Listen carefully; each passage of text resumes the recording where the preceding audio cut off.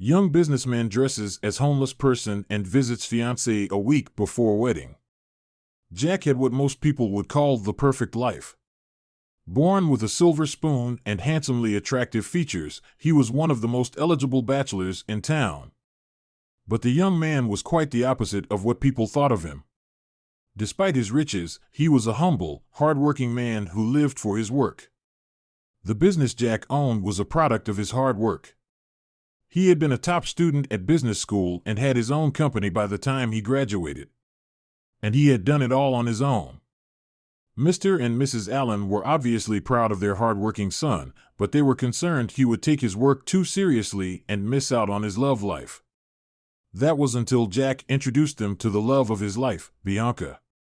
As they all gathered for dinner at the Allens' massive mansion during their first meeting with Bianca, Mrs. Allen couldn't stop admiring her son and his lady love. "She is perfect for our son, darling," she whispered to her husband. "She's got the class, and she's gorgeous." "Well, he's my son," said Mr. Allen proudly. "He'd only ever choose the best. After all, even his dad chose the most beautiful woman in the world." "Stop it," she whispered to her husband, blushing. "The kids might listen." "It's not like I said anything wrong, darling," he replied with a wink, and Mrs. Allen's cheeks flushed red at the compliment from her husband. Overall, the dinner made for a pleasant evening, and Jack's parents loved Bianca. She was a successful designer, smart and young, and very generous. They were impressed when they learned she believed in giving back to society and participated in numerous charitable activities. Bianca had told the Allens she was an orphan, and the older couple felt terrible that the young woman had never grown up in a loving home, so they wanted to provide her with one. They decided to embrace her with open arms. But did Bianca deserve that love? Jack was secretly on the fence about it. He wouldn't have been so if it hadn't been for the romantic dinner at the best French restaurant in town, which gave him the first glimpse of Bianca's true personality. "Get the hell out of here," she hissed to a homeless man approaching her car door and begging for money when Bianca was walking to the car after dinner. "Please spare me something," the poor man said. "I haven't eaten anything in days. Please be gracious, and God will reward you." "I think God has blessed me anyway," she exclaimed as she pushed the homeless man aside and settled in her car. The poor man, who had fallen with Bianca's push, stood up in tears and walked away. While this was happening, Jack was still in the restaurant, catching up with a friend he had run into. Unfortunately for Bianca, he saw what happened that day, and something about her felt very odd to him. "Are you all right, babe?" he inquired as he sat in the car. "Yeah, I'm fine," she said, smiling broadly. "Why?" "Nothing," he said, feigning a smile. Bianca pretended nothing had happened while Jack had clearly seen her behavior towards the poor man. A woman who did charity would never treat the needy that way. Was Bianca faking it all?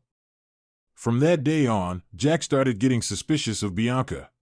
He had never bothered to ask her much about her life after she told him she didn't like talking about it, but it was time he found out who she was. So Jack asked his secretary to do a background check on her, and the results were enough to shake Jack. "Mr. Allen, are you sure you'd like to see this?" his secretary asked as he placed an envelope on the table. "I suggest you should talk things out with her directly." Jack opened the envelope and swallowed hard. His fiancée was everything he hadn't thought of her. A swindler, cheater, and a 3-time divorcee. He closed the flap of the envelope immediately and sighed.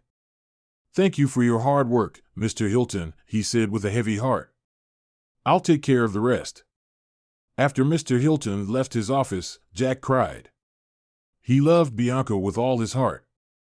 He thought she was the one, so he had rushed through the wedding preparations, and the big day was only 2 weeks away. The invitations were ready, the wedding hall was reserved, and their outfits would be decided the following week. Around 3,000 people were invited to the grand wedding, which was to be held at the most opulent hall in town, but Jack suddenly had something else on his mind. He was going to test her. He would give her one chance to prove everything he now knew about her was wrong.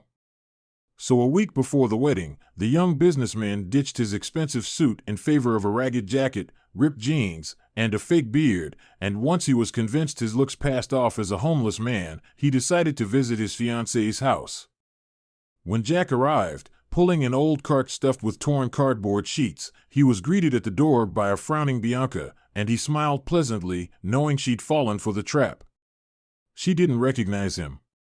"Please assist me, ma'am," he begged. "I'm knocking on doors to raise funds for my poor mother's surgery. You seem like a kind lady.